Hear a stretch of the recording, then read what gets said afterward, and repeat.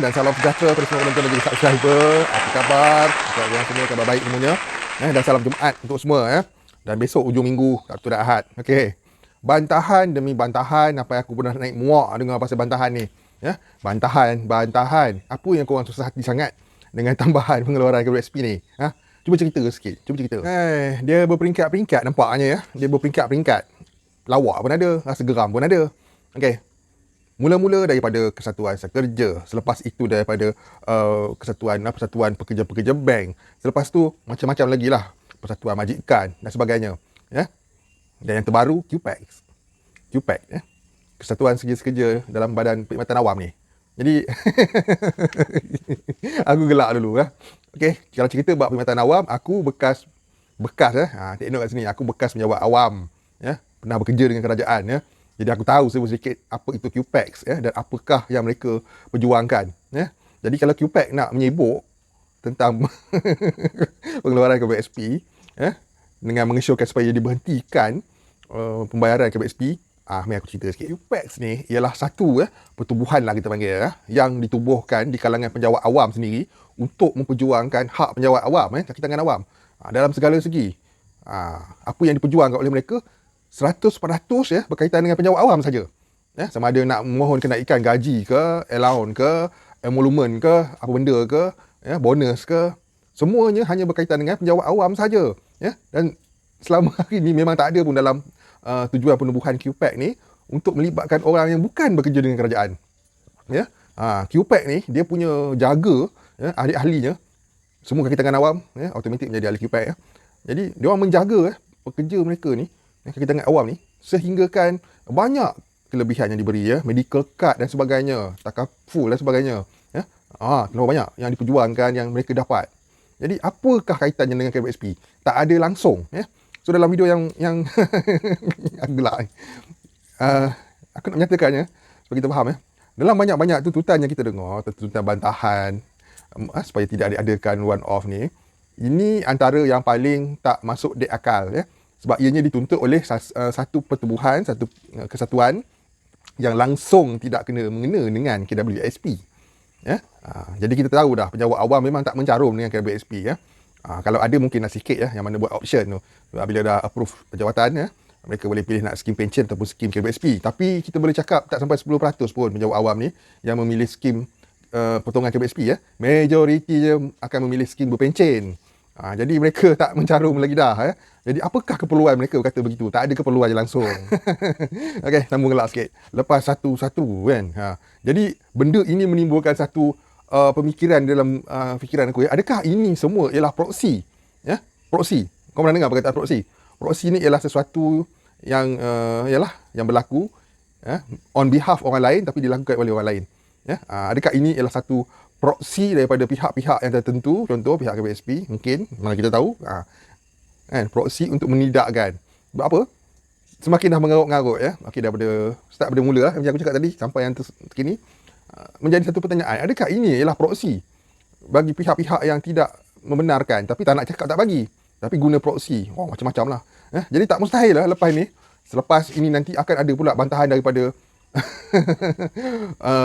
minta maaf cakap lah kan, Dewan Perniagaan inilah, Dewan Perniagaan itulah dan sebagainya Dan adakah mereka ni dibayar untuk berkata begitu, mengeluarkan kenyataan begitu, walaupun kenyataan tu kenyataan terbuka tapi macam tak relevan, tak masuk di akal dan ia menjengkelkan annoying untuk sesuatu pertubuhan yang tiada kaitan dengan orang awam yang biasa-biasa yang tak kerja dengan kerajaan dan memperjuangkan pula konon-konon memperjuangkan tentang pengeluaran KWSP.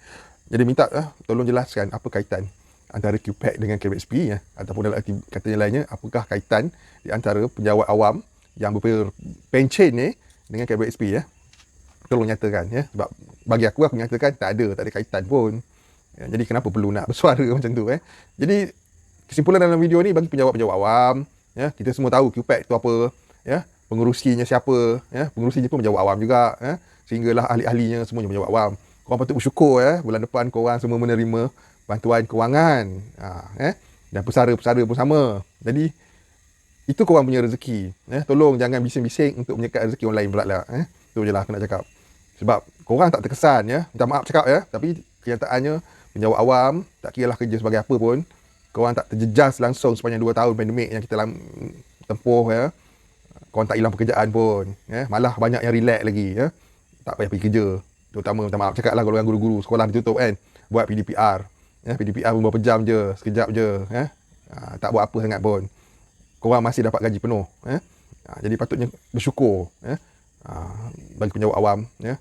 Terutama pengurusi QPAC ni, korang pun penjawat awam juga ya. Jadi bersyukur apa yang korang ada. Masih dikurniakan pekerjaan yang tetap ya. Bekerja dengan government ni kita boleh cakap kerja tetap lah, stabil lah, takkan mudah nak kena buang kan. Jadi tolonglah jangan mengeluarkan kenyataan yang sebegitu ya. Jadi ini antara yang menarik, bantahan-bantahan ni yang menarik ya. Okay, kalau bantahan-bantahan lain tu aku boleh tak ada nak gelak sangat lah sebab yalah masih boleh berkata lah kan, walaupun alasan yang sama, hari persaraan, hari tua. Tapi bila sesuatu bantahan tu keluar daripada pertubuhan ataupun kesatuan kongres yang tak sepatutnya berkata sedemikian rupa, aku gelak dulu lah kan. Jadi bagi siapa-siapa yang pernah berkhidmat dengan kerajaan ya, bagi siapa-siapa yang dah pencen, korang tahulah QPAC tu apa ya, dan apakah tujuan matlamat penubuhan QPAC ni ya, dan apakah kaitan QPAC dengan pencarum. Tak ada kena-mengena langsung aku cakap dengan ringkas je, dengan selamba je lah, tak ada kena-mengena. Jadi bila tiada kena-mengena tak perlulah bersuara kot ya. Melainkan anda telah diproksikan untuk bersuara sedemikian rupa bagi pihak-pihak tertentu. Itu je aku boleh cakap ya. Tapi kenyataan tu kenyataan terbuka.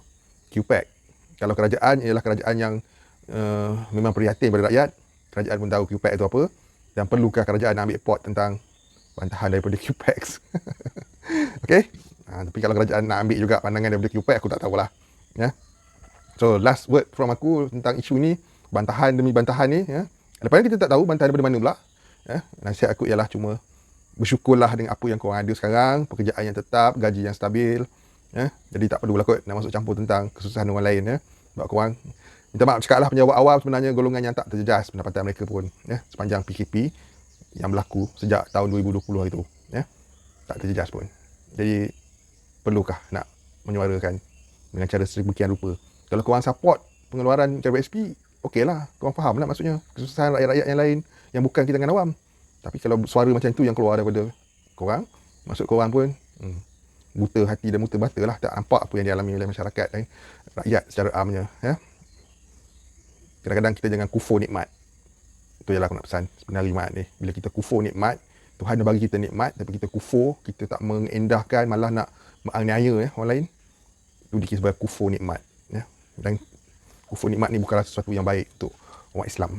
Itu je lah Jadi semoga dijauhkanlah daripada sifat kufur nikmat ni, dan bersyukurlah ya, serta membantulah bagi membantu orang lain juga ya. Kadang-kadang kita tak perlu bantu guna tenaga, tak perlu bantu guna wang pun, bantu pun dengan cara bersuara pun dah cukup. Tapi janganlah membuat bantahan yang tidak sepatutnya anda buat ya. Tak kena pada tempatnya, tak kena pada orangnya, agak kelawar kat situ. Okay, itu saja. See you guys in my next video. Assalamualaikum warahmatullahi wabarakatuh dan salam sejahtera. Terima kasih semua. Kita tunggu bantahan daripada mana pula lepas ni. Bye bye.